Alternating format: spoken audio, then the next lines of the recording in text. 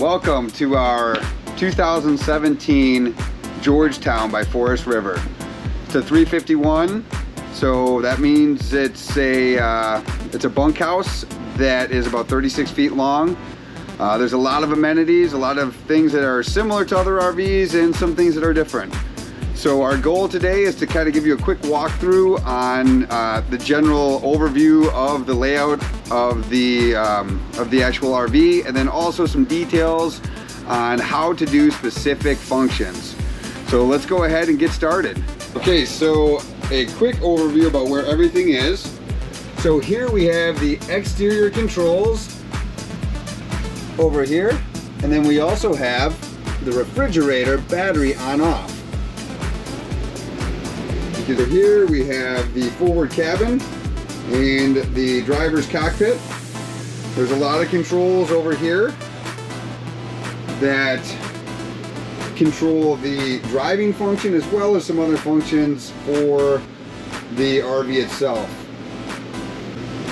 We have the dinette, which also folds down into a bed, and then we also have a couch with recliners.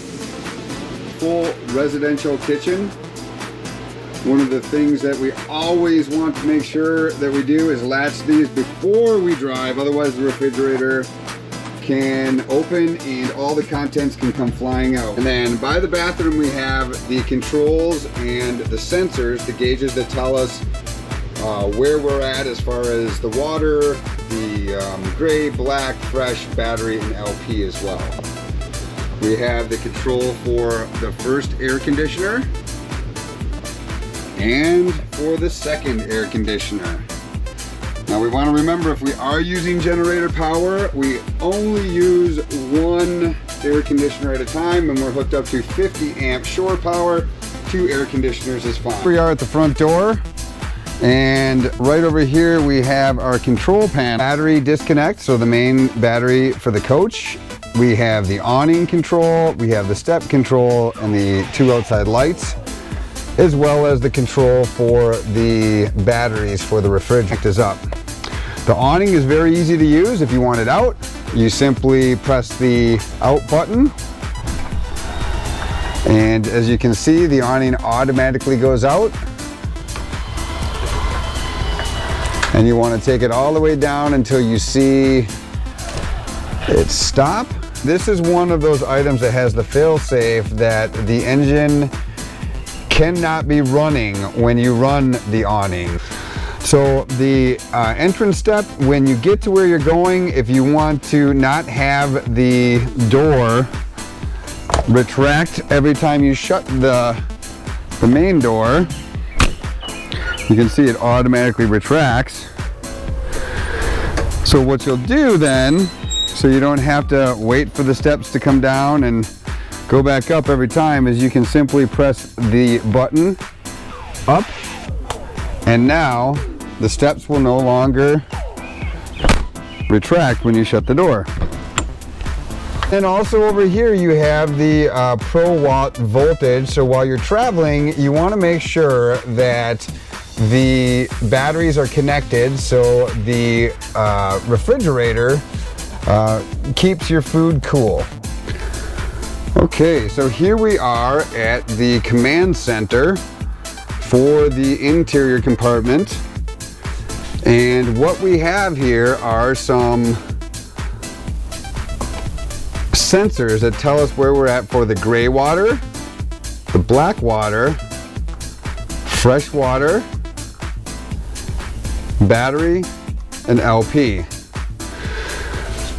So basically the gray water is everything that goes into the sinks, and the black water is everything that goes into the commode. And so we want to make sure that these levels never get higher than full, so we don't have a mess when we're traveling down the road with water, with gray water or black water coming out into the compartment. We also want to make sure that we maintain our battery levels. So if our batteries are low, that means the compartment batteries are low. Here is an important feature over here. We want to make sure that if we do want to turn on the water heater, we turn the water heater on. This is an important one, is making sure that the water pump is turned on. And if you're not hooked up to the water line at the campsite, this water pump is crucial to have water pressure. All right, and now we get to the slides in and slides out. So it is a little bit reversed in this unit. The slides for the front are actually the back slide button, and the slide for the rear is actually in the front. So they're kind of swapped, but you'll just have to notice that when you're doing it. One other important detail is that, again, the engine must be turned off in order to operate the slides. Over here we also have the forward air conditioning unit, air handler, and then like one for the back as well. So we have 2 air conditioning units in this unit. I would recommend only running 1 air conditioning unit if you're running off of anything other than 50 amp shore power. Here we are at the self-leveling system. At this point, we're going to want to have the slides retracted back in. We don't want to operate the self-leveling system while the slides are out.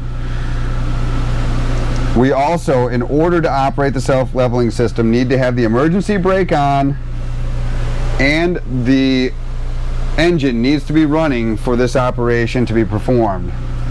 So if we turn the engine on, we can see then that the LED lights on the LCI leveling system start to flicker.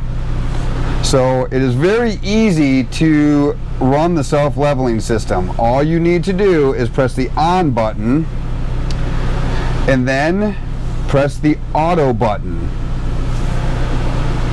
Remain very still while the self-leveling system engages, and once the self-leveling system has leveled itself, you will flashing green light right in the center. When that flashing green light is flashing, then you can go ahead and turn the self-leveling system off, and you're all set. Now, when it's time for you to retract the self-leveling system, what you'll need to do is make sure that the slides are all in and the cabin is ready to go. Make sure again that the emergency brake is on and the engine is running. If this is not happening, then the self-leveling system will not function. Then we will turn it on again, and all we have to do is hit retract all. We'll wait for about 30 seconds, and once the green flashing light has stopped, we'll know that the self-leveling system is retracted. Alright, so we can see there's a shade in the windshield and we can't see anything. It makes it very difficult to drive with the shade in the windshield. Well, the shade retract and engage is right here. All you need to do is simply press the button down or press the button up. Let's talk about the generator. The generator we will use if we do not have shore power. It's very easy to engage the generator. All you need to do is simply press down to prime the generator and then hold the button down until the generator has completely started.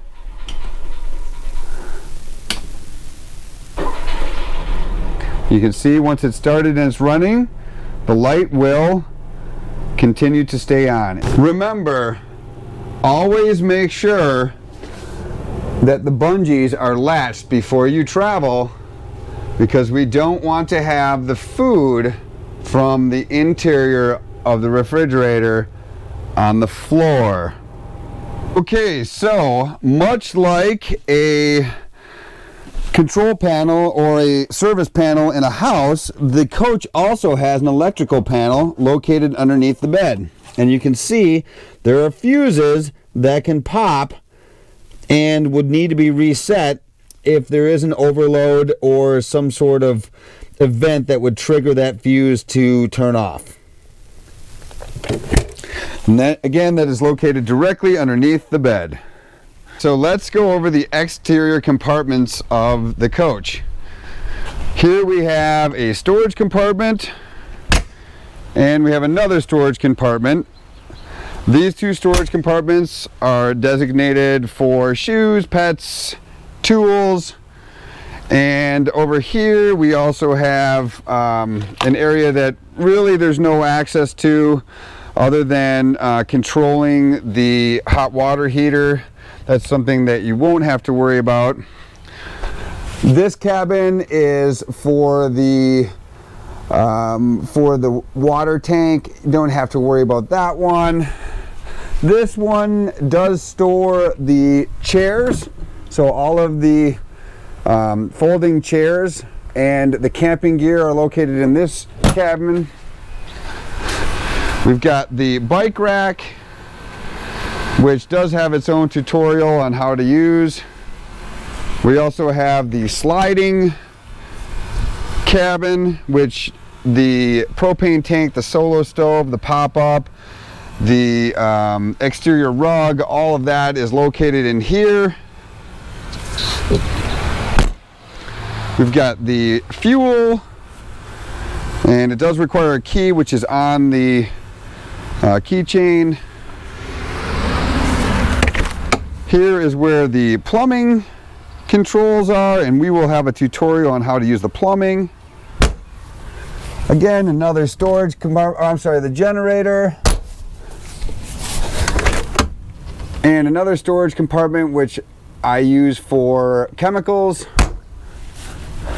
And finally, the propane tank. A very quick tutorial on how to use the propane tank. So as a safety measure, we always travel with the propane closed. We simply turn the propane counterclockwise to open it and clockwise to close. Once we're ready to leave our campsite, we want to make sure that we again turn the propane tank off so we're not traveling with gas in the line. A quick tutorial on how to use the sewer connections to the coach. To begin, we've got the city water fill. This is where you'll connect a hose to the spigot at your campsite. Very easy to do. Remember, hook the hose in, and then on the other end, hook the hose, and be sure to turn the water on. Once you do this, the coach has water pressure, and there is no need to have the water pump on the interior of the coach. The freshwater tank fill, this is where you would actually fill the freshwater tank, and this is in the event that you are dry docking or boondocking and you don't have access to city water. And the back or the black water tank flush essentially just flushes the black water when you're cleaning the sewage out. So the way to empty the sewage is pretty simple. There is a tutorial that will be put together that will be done on site actually, but you have a connection hose that gets connected underneath, not to the exhaust, but to the sewage, which is just to the left of the exhaust.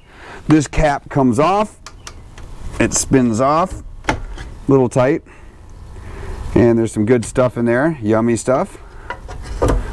And then this one screws back on, and then this end is connected to the dump station. What you'll want to do then is, once it's connected properly and connected to the dump station, you will pull this lever, and that will release the tank for the black water. We always want to make sure that we release the black water first and then the gray water, because the gray water actually flushes the system out with what I would say cleaner water.